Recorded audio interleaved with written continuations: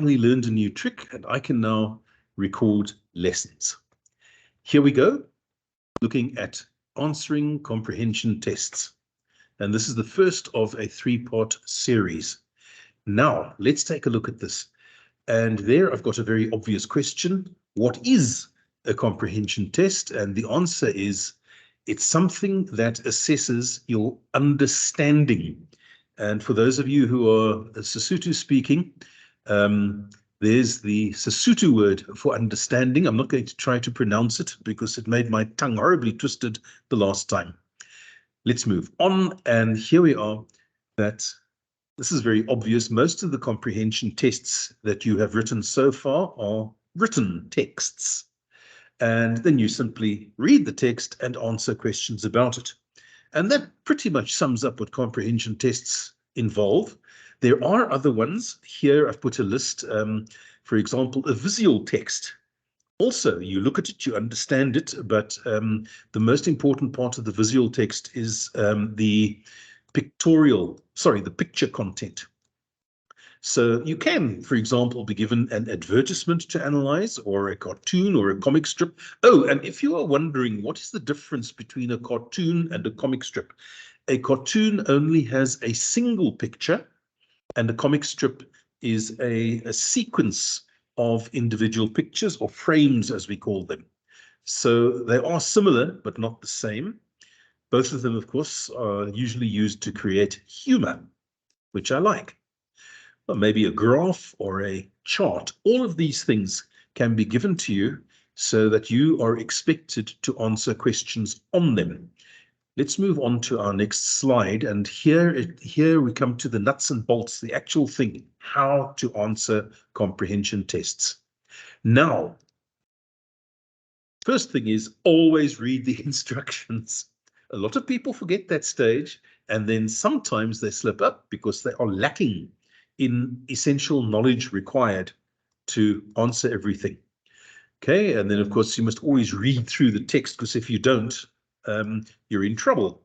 Now, after you've read through the text, and only after you've read through the text, now read through the questions.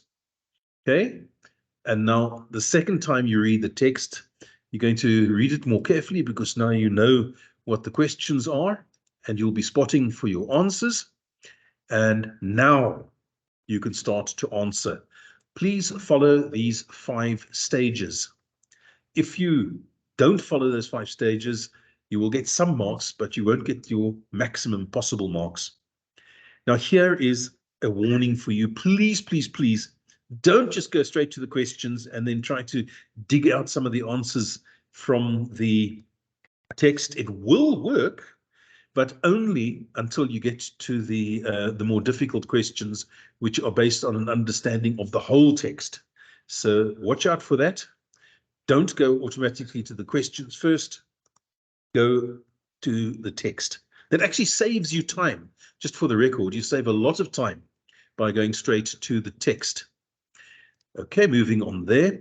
Now, study. You see, I've put there, study the questions in detail to make sure you understand them. Now, this does not apply to all the questions. Some of them are very simple. They don't have to be studied. Let's just take a look at this. Well, we'll get back to that later. And then, of course, if you are asked to quote from the text, please make sure the quote is the correct length. It's very annoying when we ask a candidate to identify a single word in the text, for example, that proves that the speaker was unhappy, something like that, and then they write out an entire sentence. That's being silly. If it asks you for a single word it must be. Okay, now use quotation marks when quoting. You are not going to be penalized. You are not going to lose marks if you forget to use quotation marks, but it does make it very much easier for the person reading your work. So we strongly recommend that you do. It's a very good habit to develop. Then we also have this here.